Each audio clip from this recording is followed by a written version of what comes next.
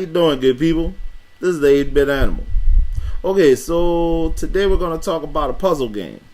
It was originally released for the Atari ST in 1989 and was published on the NES in 1990 by the good folks at Mindscape, who didn't really have the best track record. I mean, they did a good job with Gauntlet 2 and Paperboy and Roll Blasters, but outside of those three games, they didn't do a whole lot really awesome.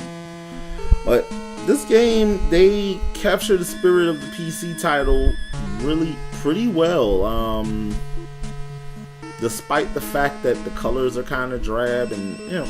Anyway, we'll get to all that in a sec. Today's game is... Oh, dropped it. Loopz. Okay, so in Loopz,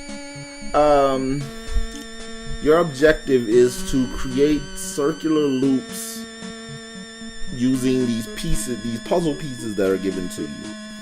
And you have to continue to create these loops, these circles, to make them disappear. And you lose the game by either botching 3 loops or running out of space on the playfield. Now this all seems simple enough, but considering the fact that your play area is pretty small, 9 times out of 10, and the pieces that are given to you can sometimes be pretty ill-fitting, it can be pretty challenging.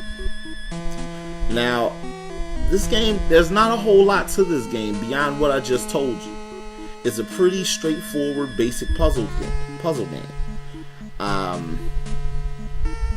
It was published to several different PC platforms: the Amiga, the Atari ST, Amstrad CPC, I'm sorry, the BBC Micro, a lot of different computer platforms.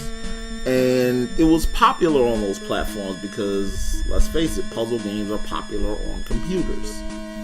And for what it's worth, the NES version was popular enough to spawn a Super NES follow-up called Super Loopz.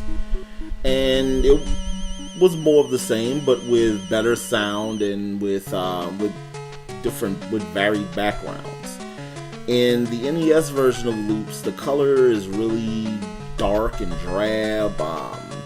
There's not a whole lot that's really visually appealing about this game.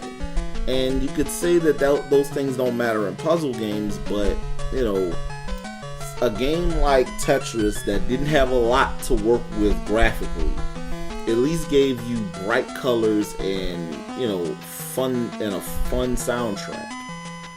Loopz, the soundtrack is pretty drab, and the colors are really dark and muddy.